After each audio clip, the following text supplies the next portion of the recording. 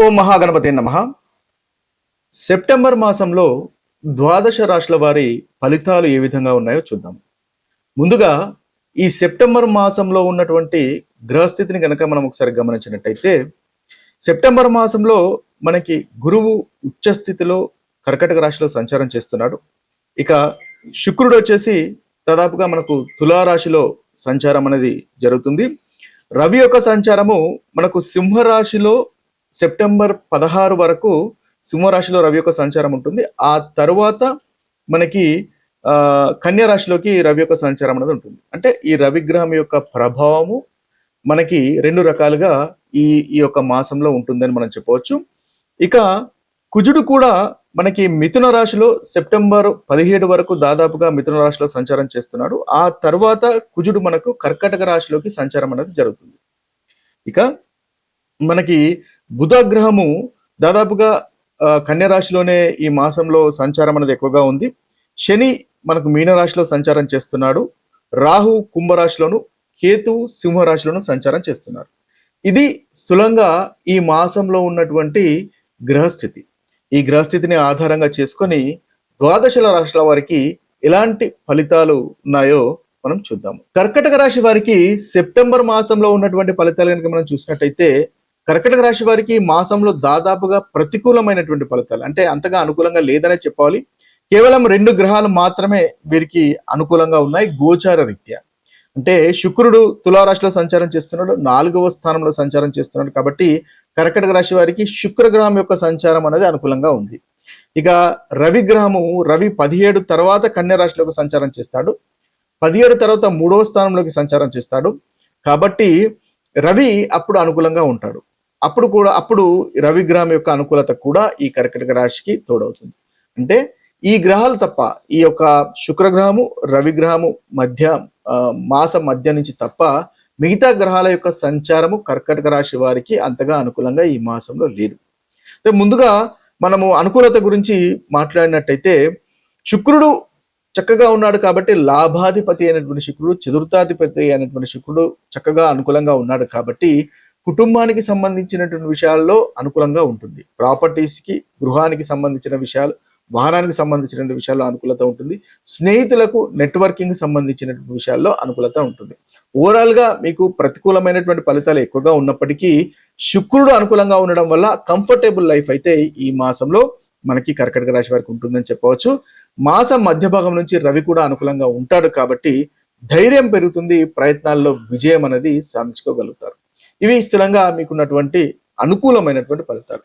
అయితే మిగతా గ్రహాలన్నీ ప్రతికూలంగా ఉన్నాయి కాబట్టి ఆ గ్రహాల వల్ల ఖర్చులు పెరిగేటటువంటి అవకాశాలు మనకు కనిపిస్తున్నాయి. నిర్ణయాల్లో కాస్త గందరగోళము, కన్ఫ్యూజన్ ఉండేటటువంటి అవకాశాలు కనిపిస్తున్నాయి. కాబట్టి 1-2 సార్లు ఆలోచించి తీసుకునేటటువంటి నిర్ణయాలు మీకు చక్కటి ఫలితాలు కలగజేస్తాయి. ఆకస్మికంగా సమస్యలు వచ్చే అవకాశాలు కనిపిస్తున్నాయి. కుటుంబంలో చిన్న చిన్న అపార్థాలు కూడా ఉండే అవకాశాలు ఉన్నాయి. కాబట్టి కమ్యూనికేషన్ అనేది చాలా జాగ్రత్తగా చూసుకోండి. మీరు ఏదైతే చెప్పదలుచుకున్నారో వాటిని ఈజీగా, క్లియర్గా అవతలి వ్యక్తులకు అండర్స్టాండింగ్ అయ్యే విధంగా చెప్పండి. పేషెన్స్, ఓపిక అనేది అవసరం.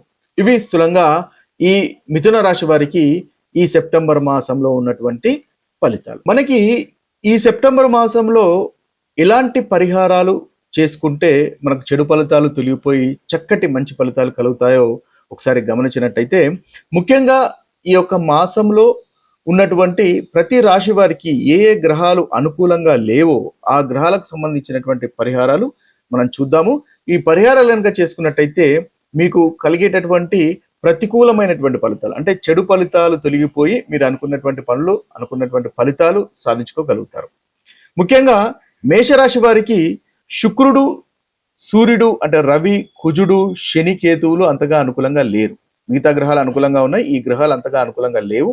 కాబట్టి వీరు శుక్రవారం లక్ష్మీదేవిని పూజించి తెల్లని పూలు గనక సమర్పించినట్టయితే వీరికి ఈ మాసంలో చక్కటి ఫలితాలు కలుగుతాయి. అదేవిధంగా శనివారం శనీశ్వరునికి కూడా మీరు ఏదైనా పూజ చేసినా లేదా శనీశ్వరుని పూజించినట్టయితే మంచి ఫలితాలు ఈ మాసంలో మీకు కలుగుతాయి. ఇక వృషభ రాశి వారికి కనుక చూసుకున్నట్టయితే, వృషభ రాశి వారికి గురుగ్రహం అంతగా అనుకూలంగా లేదు. అష్టమ స్థానంలో సంచారం అనేది ఉంది. శుక్రుడు, రవి, కుజుడు, బుధుడు, రాహుకేతులు ఈ గ్రహాల యొక్క గోచార రీత్యా సంచారము ఈ వృషభ రాశి వారికి అంతగా అనుకూలంగా లేదు.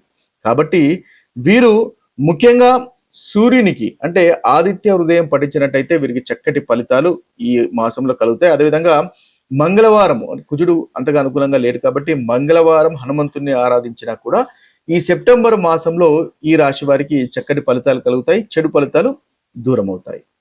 ఇంకా మిథున రాశి వారి కనుక చూసుకున్నట్టయితే మిథున రాశి వారికి దాదాపుగా చక్కగా ఉందనే చెప్పాలి. రవి, కుజుడు, శని, రాహువులు ఈ 4 గ్రహాలు ఈ రాశి వారికి అంతగా అనుకూలంగా లేవు.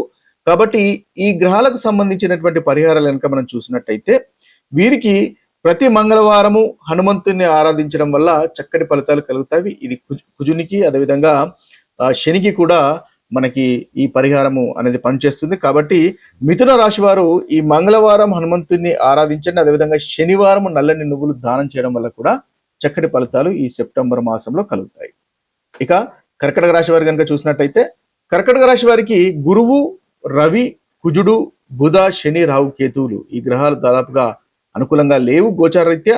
కాబట్టి వీరు ముఖ్యంగా మంగళవారము సుబ్రహ్మణ్య స్వామిని ఆరాధించండి, తద్వారా చక్కటి ఫలితాలు కలుగుతాయి. అదేవిధంగా వీరు మీకు బుధుడు అంటే విష్ణు సహస్రనామాలు కూడా పఠించినట్టయితే ప్రతి బుధవారం చక్కటి ఫలితాలు మనకి కర్కటక రాశి వారికి ఈ మాసంలో కలుగుతాయి. ఇక సింహరాశి వారి కనుక చూసుకున్నట్టయితే సింహరాశి వారికి గురువు, రవి, బుధ, శని, రాహు, కేతువులు అంతగా అనుకూలంగా లేరు గోచార రీత్యా. కాబట్టి వీరు కూడా బుధవారం విష్ణు సహస్రనామాలు పఠించండి లేదా వినండి, తద్వారా చక్కటి ఫలితాలు సింహరాశి వారికి కలుగుతాయి. ఇక శనివారం కూడా హనుమాన్ చాలీసా పఠించినట్టయితే మంచి ఫలితాలు ఈ రాశి వారికి సింహరాశి వారికి కలుగుతాయి. ఇక కర్కటక రాశి వారి కనుక కర్కటక రాశి వారి కనుక పరిహారాలు చూసినట్టయితే వీరికి రవి, కుజ, బుధ, శని, కేతువులు అంతగా అనుకూలంగా లేరు. కాబట్టి ఈ కన్యా రాశి వారికి ముఖ్యంగా శనివారం నల్లని నువ్వులు దానం చేయండి, తద్వారా మంచి ఫలితాలు కలుగుతాయి. అదేవిధంగా మంగళవారం హనుమంతుని పూజించడం వల్ల కూడా చక్కటి ఫలితాలు ఈ కన్యా రాశి వారికి కలుగుతాయి.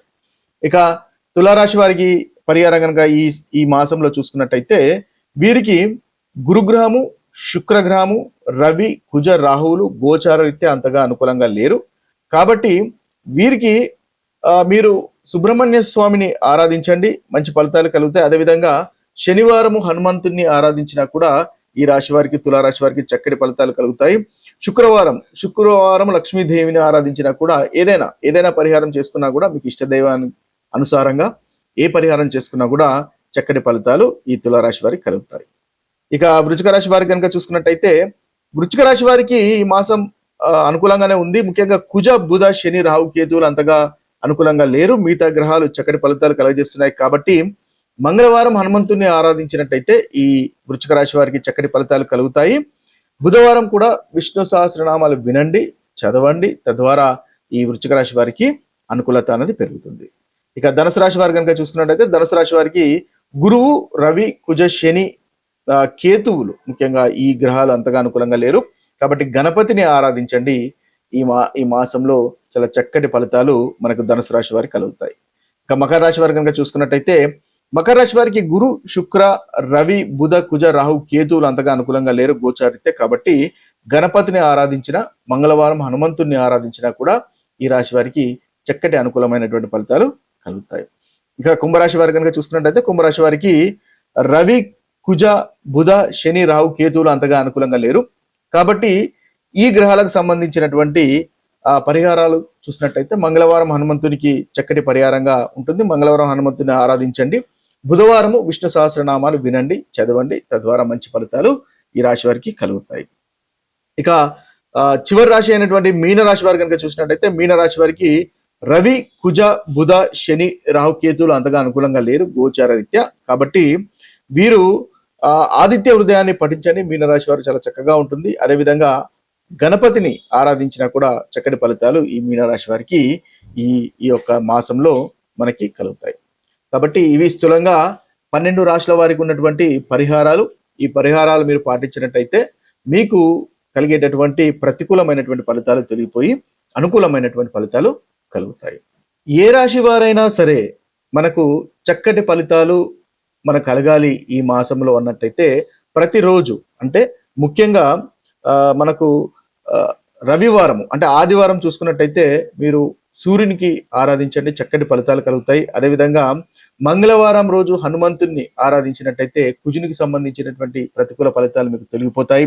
ఇక బుధవారం విష్ణు సహస్రనామాలు కనుక పఠించినట్టయితే ఆ బుధునికి సంబంధించినటువంటి ఫలితాలు, అంటే బుధునికి సంబంధించినటువంటి పరిహారాలు మీకు కలుగుతాయి. అంటే బుధునికి సంబంధించినటువంటి ప్రతికూలమైనటువంటి ఫలితాలు తొలగిపోయి చక్కగా ఉంటుంది. బుధునికి సంబంధించిన పరిహారంగా మనం చెప్పవచ్చు. గురువారము ముఖ్యంగా మీరు చూసినట్టయితే దత్తాత్రేయుని ఆరాధించడం వల్ల చక్కటి ఫలితాలు కలుగుతాయి. శుక్రవారం లక్ష్మీదేవిని ఆరాధించండి. శనివారము నల్లని నువ్వులు దానం చేయండి లేదా హనుమంతుని ఆరాధించండి, మంచి ఫలితాలు కలుగుతాయి.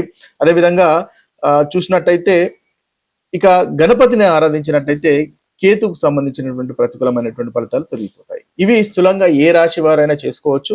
ఏ రాశి వారికైనా కూడా ఈ రోజు వారిగా గనక మీరు పూజలు కనుక చేసుకున్నట్టయితే చక్కటి ఫలితాలు ఉంటాయి. ఏదైనా ఒక పూజ చేసుకున్నా కూడా ఒక రోజు, అంటే సోమవారమో లేకపోతే మంగళవారమో లేకపోతే మీరు మీకు ఇష్టదైవము బుధవారమో ఏ రోజైనా సరే ఇది కనుక చేసుకున్నట్టయితే మీకు కలుగుతున్నటువంటి ప్రతికూలమైనటువంటి ఫలితాలు తొలగిపోయి అనుకూలత అనేది పెరుగుతుంది.